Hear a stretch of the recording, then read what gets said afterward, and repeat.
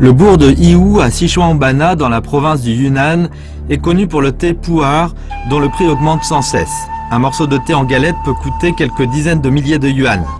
On dit que 80 ans auparavant, ce machin noir était déjà plus cher que l'or. À nos yeux, les grains noirs comme la terre que cette boîte contient s'appellent le thé longju. On dit qu'ils sont issus d'un animal lié à ce thé. Bien qu'il n'ait pas une belle apparence, pour en prendre une seule tasse d'infusion, vous devrez payer plus de 800 yuan. Mais pourquoi les prix de ces variétés de thé sont-ils si astronomiques? Mais parmi elles, laquelle est le roi du thé pu'er, qui peut réellement incarner la valeur du thé pu'er?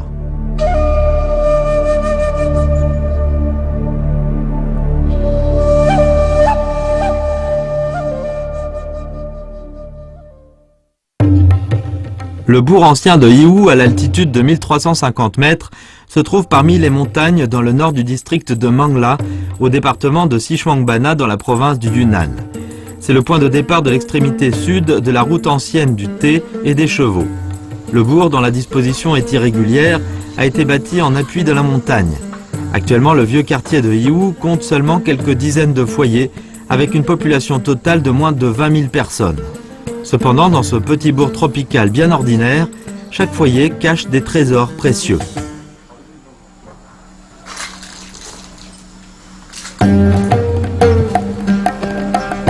Le thé pu'er n'est pas produit à Pu'er, mais son nom lui vient du lieu de production qui relevait autrefois de la préfecture de Pu'er, province du Yunnan. En fait, ce sont 6 montagnes de théiers avec Yiwu à sa tête qui sont les principales régions productrices du thé pu'er.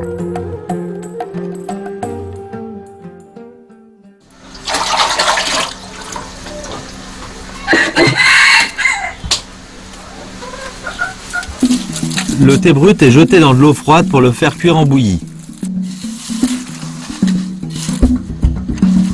De cette façon, les éléments efficaces du thé se dissolvent dans l'eau. Voilà une préparation du thé particulière de la famille Su. Su Haiping, descendante de l'ancienne maison de commerce du thé Qingchun de Yiwu, sa famille possède beaucoup de recettes destinées à préparer le thé pu'er. À présent, elle fabrique une variété de thé qui était extrêmement précieuse et offerte en tribut à la cour de la dynastie des Qing. Cette variété de thé avait disparu.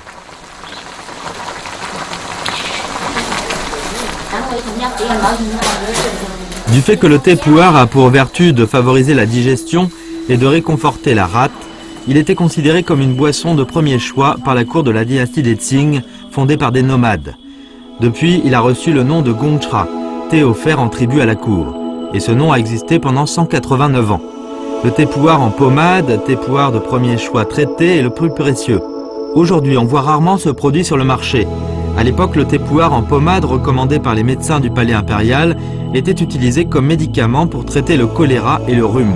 Zhao Xuemin en parle dans sa pharmacologie de la dynastie des Qing. La préparation du thé pu'er en pommade est mystérieuse et secrète, et c'est pourquoi elle est tombée dans l'oubli.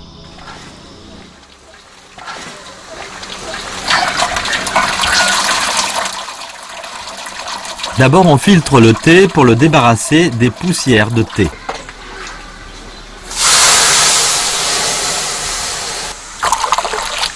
Pour préparer le thé pu'er en pommade, il faut choisir un thé de premier choix des 6 montagnes, ainsi que de l'eau de source de la montagne Yuquan, source de jade de Beijing.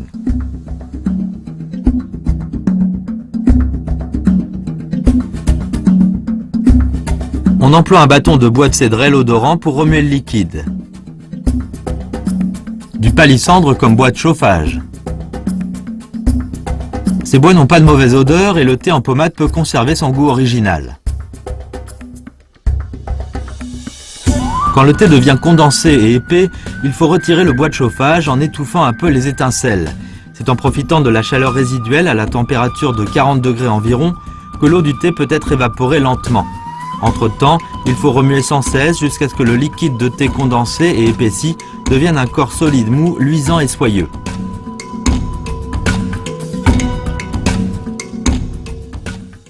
这个熬制好的茶膏呢，看上去呢就有一种丝绸的光泽，有一种那个半透明的那个感觉，然后闻起来呢就有一种那个浓浓的那个蜜香味。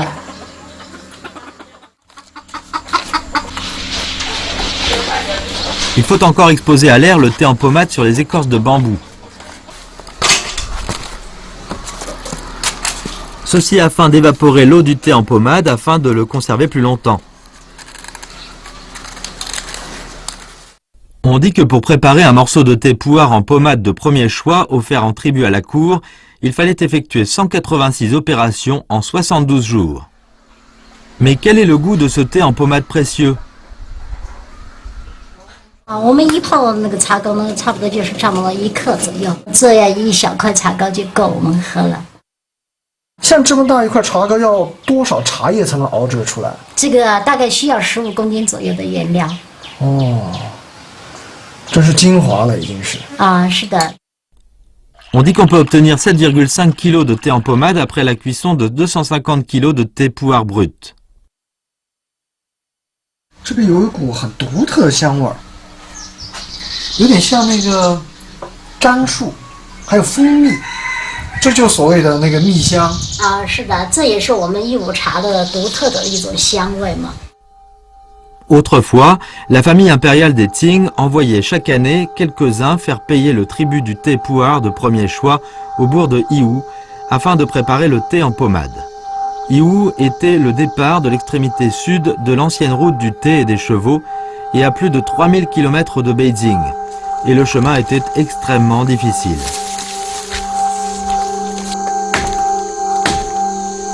Les aïeux de He Wenhua, garçon de l'ethnie Yi, étaient parmi les premiers cultivateurs de thé d'ici.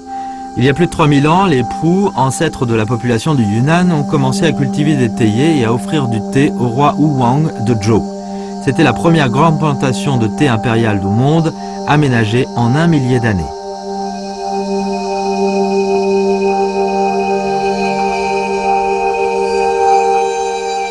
Les vieux théiers poussent ensemble avec les champignons sauvages comme les amadouviers, les zezong, champignons de la famille des agaricacées, etc.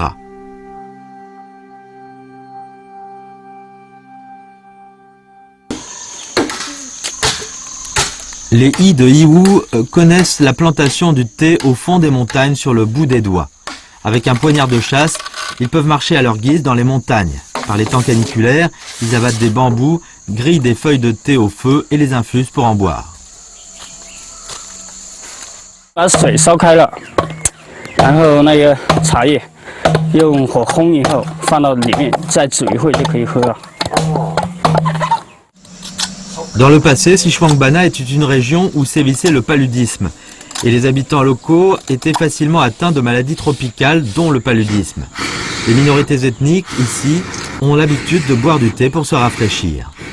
哎，老叶子烤出来的话就比较香了。比较香。哎，好，这需要慢慢的烘嘛。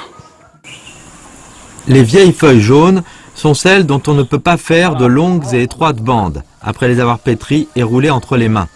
Du fait qu'elles n'ont pas une belle apparence, elles sont quasiment sans valeur commerciale.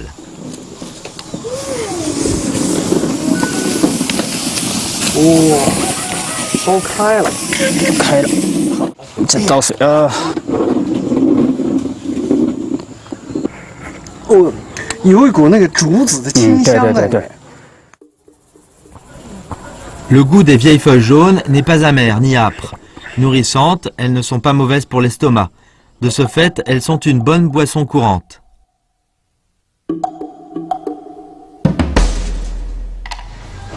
Avant la dynastie des Qing, le thé pu'er était la boisson des gens du peuple. Et après, quand il est devenu un tribut, son prix a grimpé en flèche. Aujourd'hui, le thé en galette fabriqué par les anciennes maisons de commerce du thé de Yiwu a une valeur égale à celle de l'or. Par exemple, une boîte de thé en galette fabriquée en 1900 par la maison de commerce du thé Trongqing, maison de commerce centenaire, se vendait à un prix de 3,5 millions de yuan.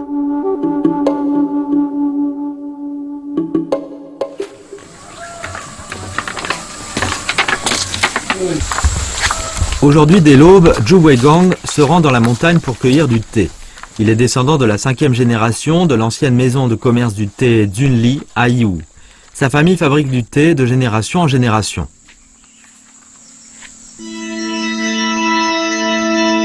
Sous le règne de Qianlong des Qing, du fait que Yiwu était dépeuplé, la plantation de thé devenait déserte. Dans ce cas-là, c'était impossible de satisfaire la demande croissante des consommateurs en thé pu'er. Alors le gouvernement des Qing a promulgué un décret selon lequel les gens venus d'autres régions étaient mobilisés. 这个执照实际跟我们现在的执照是两回事情。这个执照是讲的是要可以引用外边大量的这个外来人员来开发、管理这些古茶园。到管理期间呢，就要负责这个贡茶的上交和当地这个程序。 Aujourd'hui, la plupart des maisons de commerce du thé à Yiwu sont tenues par des Han venus à cette époque-là. Ces commerçants maîtrisent les techniques de fabrication du thé pu'er.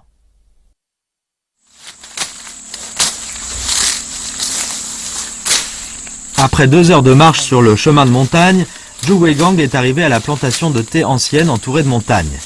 Là, les théiers de 2 ou 3 mètres de haut poussent depuis quelques centaines d'années.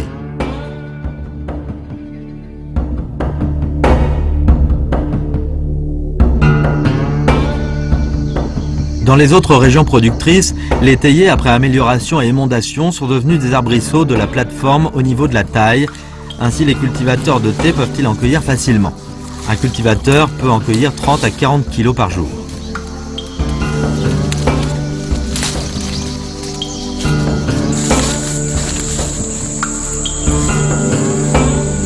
Mais la cueillette des feuilles de grands arbres à thé n'est pas facile. Il faut trouver des trucs, et pour chaque théier, Zhu Weigang a un truc pour cueillir du thé, sans endommager les arbres. Depuis son enfance, il les connaît.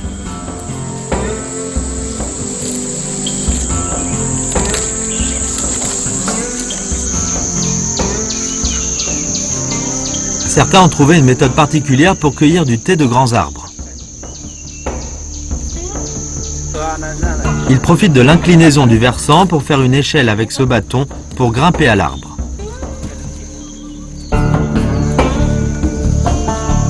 Même s'il en est ainsi, l'efficacité de la cueillette du thé de grands arbres est beaucoup plus basse que celle de la cueillette du thé de la plateforme. On comprend pourquoi ce thé est plus cher.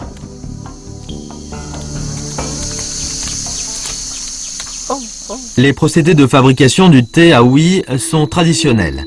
Le thé pu'er mûr que nous buvons aujourd'hui est fabriqué avec une technique dite Wodui, inventée en 1973. Cette technique consiste à contrôler artificiellement l'humidité pour accélérer la fermentation. Aujourd'hui, la plupart des maisons de commerce du thé à Yiwu observent encore cette tradition pour fabriquer le thé pu'er cru en galette. Autrefois, les empereurs des Qing buvaient du thé pu'er cru. La conservation du thé pu'er se fait dans un dépôt sec.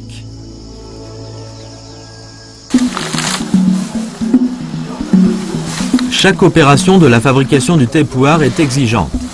Zhu Weigang étale tout de suite les feuilles de thé qu'il vient de cueillir pour les exposer à l'air, afin d'éviter une active photosynthèse végétale.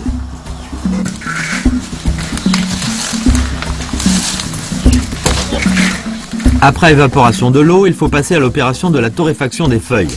Si les feuilles sont fanées, le thé fabriqué aura un goût très amer. Un maître expérimenté comme Zhu Weigang peut torréfier en une fois une marmite de 3 à 4 kg de thé.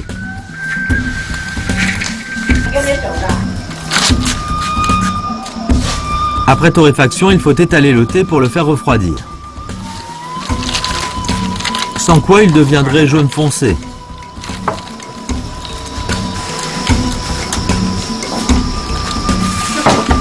Après avoir été pétri et roulé dans les mains, le thé se présente sous forme de bandes longues et étroites, puis on les étale pour les exposer au soleil.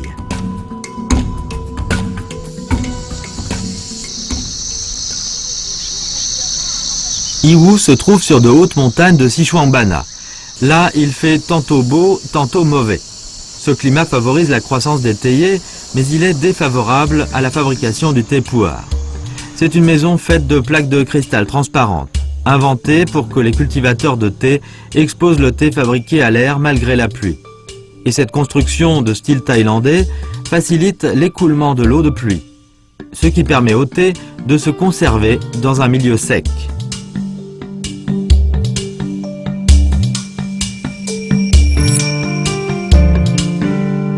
Le séchage du thé à l'air libre ou au soleil est une opération simple, semble-t-il, mais grâce à laquelle on distingue le thé pu'er des autres variétés.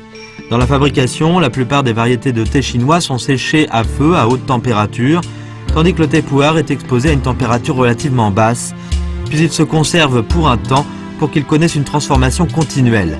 Cette façon permet au thé pu'er de garder sa valeur nutritive et d'éviter l'altération.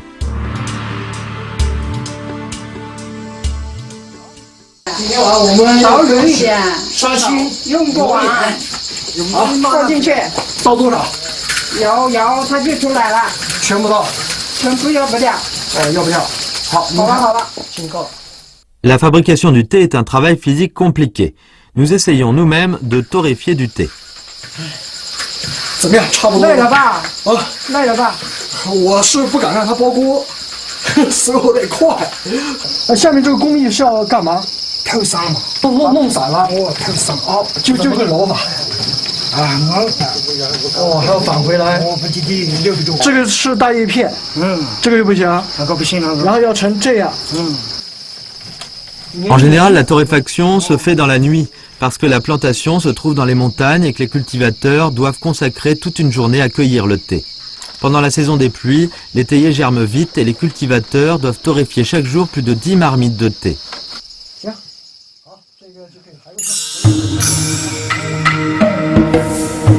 De cette façon traditionnelle, une personne traite au maximum 12 kg de thé par heure.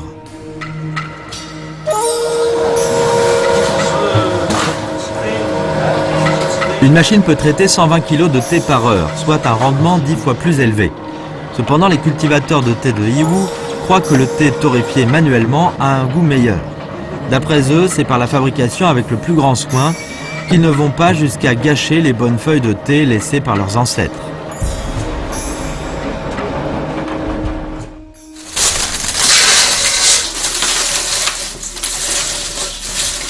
Le thé fabriqué par les cultivateurs est un thé brut dont la texture est meuble et le volume plus grand, ce qui défavorise le transport. C'est pourquoi beaucoup de maisons de commerce du thé fabriquent le thé en galette pour le mettre sur le marché. Ces maisons possèdent au partage des tâches minutieuses. Il y a 9 tâches depuis la cueillette jusqu'au transport et à la vente en passant par la compression du thé.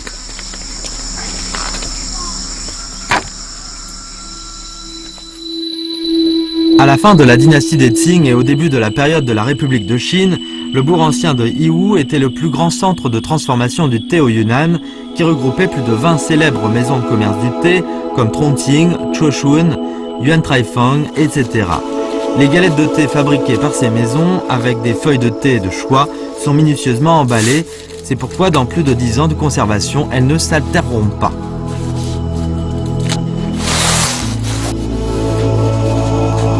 Les usines de thé modernes de Yiwu adoptent le même mode de fabrication traditionnel. 第一就是说抻好了以后，接着这里蒸圆了，这个布袋把它装起来，揉成饼啊。会不会烫伤？有烫伤的危险。哎，对，烫伤就危险。好，先推一下，对，然后再搞均匀，对这样。好的。好，然后转过来，对，扭紧一下啊，对。 Actuellement, beaucoup d'ateliers de fabrication ont mécanisé la transformation du thé pu'er. Quant au thé pu'er en galette, sa fabrication est semi-mécanisée et semi-manuelle. La riche expérience et l'équipement moderne a grandement augmenté la production du thé.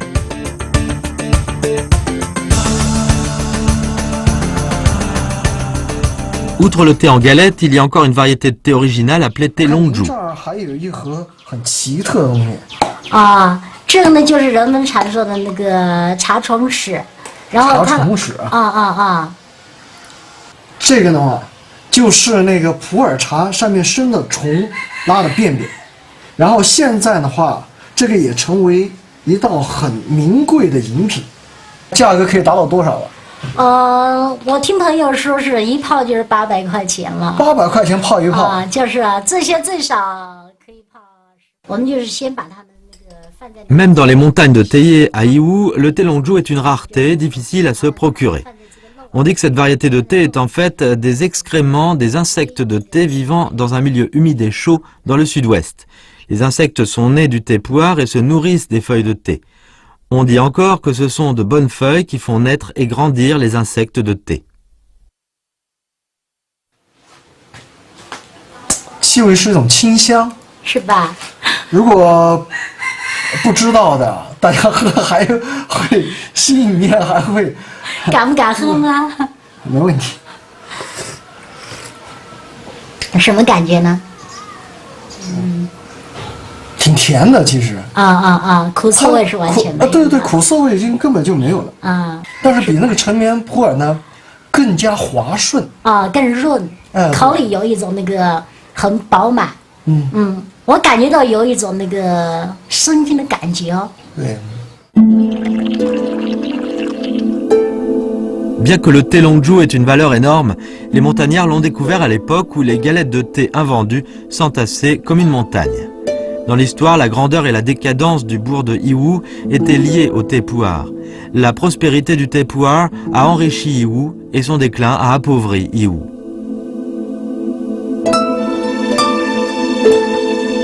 Après avoir connu des hauts et des bas, les habitants de Yiwu préfèrent plutôt un goût ordinaire. Qu'il s'agisse de thé Longzhou d'une valeur énorme ou de thé en pommade, ancien tribut précieux, ils aiment le vieux paka, cuit dans une bouilloire de cuivre.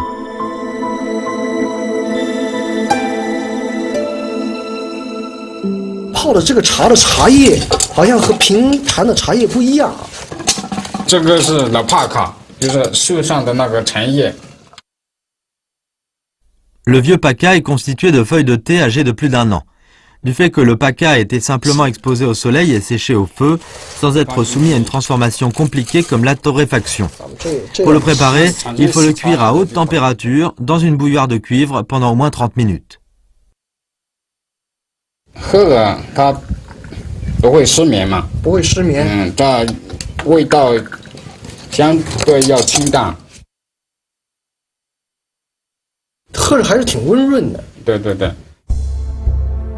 Ce sont les vieilles feuilles de thé qui doivent être enlevées dans le but de faire pousser rapidement de nouvelles feuilles. Elles n'ont aucune valeur commerciale, mais les habitants de Yiwu les gardent, ces feuilles, en tant que trésor.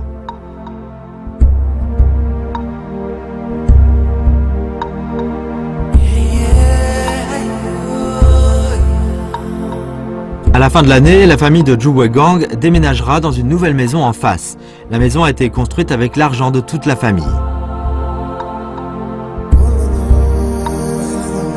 Xue Ping fondera bientôt sa propre maison de thé pour retrouver la gloire de jadis de sa famille. Quant à Ro Wenhua, il va ouvrir sa propre boutique de thé à Kunming. Grâce à la prospérité du thé pu'er, on peut dire qu'ils se dirigent tous vers un très bel avenir.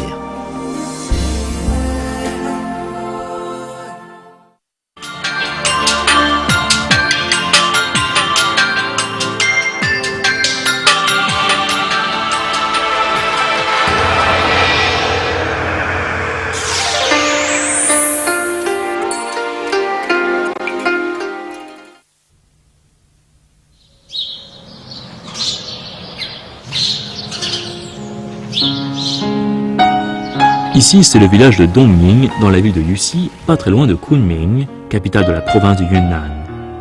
Des descendants du grand navigateur chinois Zheng He d'il y a 600 ans y vivent encore.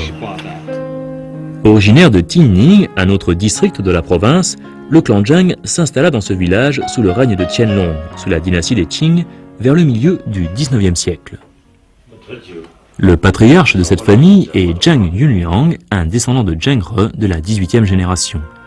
Les habitants de ce village sont majoritairement de l'ethnie Hui. Ils sont musulmans depuis des générations.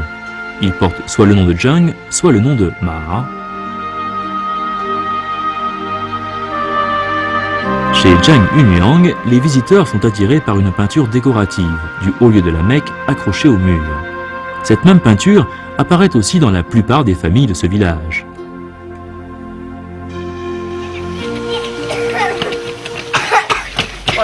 À Dongying, il y a aussi une mosquée où les visiteurs peuvent vivre l'ambiance très prononcée de la culture islamique. Il y a 600 ans, Zheng He, qui a déjà vécu 12 ans à Kunming, était lui aussi imprégné de cette culture.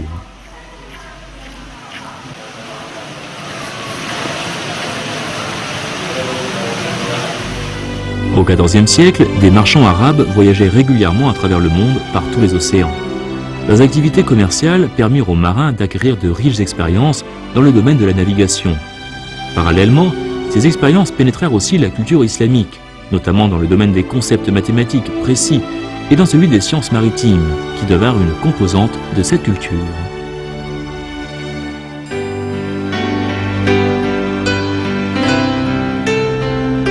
Ce fut à cette époque-là que le premier empereur de la dynastie des Ming ordonna à ses officiers de rechercher les cartes maritimes des régions côtières.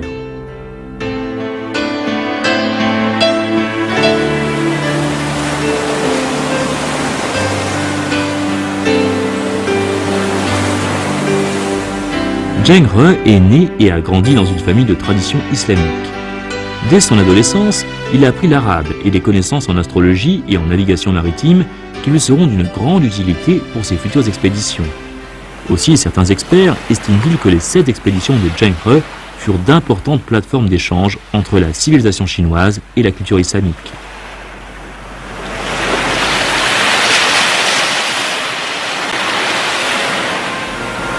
Il y a 600 ans, la flotte de Zheng He avait à bord d'importants chargements de thé. À l'intérieur, il y avait aussi des porcelaines exquises, soigneusement emballées, qui provenaient des fours de Tingdezhen de Chine, principal centre de production de porcelaine. Quand la flotte retourna en Chine, elle ramena à son bord une précieuse substance minérale, le smalt, originaire du monde arabe. Ce colorant était utilisé pour produire sur la porcelaine l'effet de la peinture chinoise à l'encre de Chine sur le papier. De telles porcelaines produites étaient les plus appréciées par la haute société du monde arabe, en tant que marchandises et cadeaux, et cela contribua à la prospérité de l'industrie porcelainière sous le règne de Yongle de la dynastie des Ming.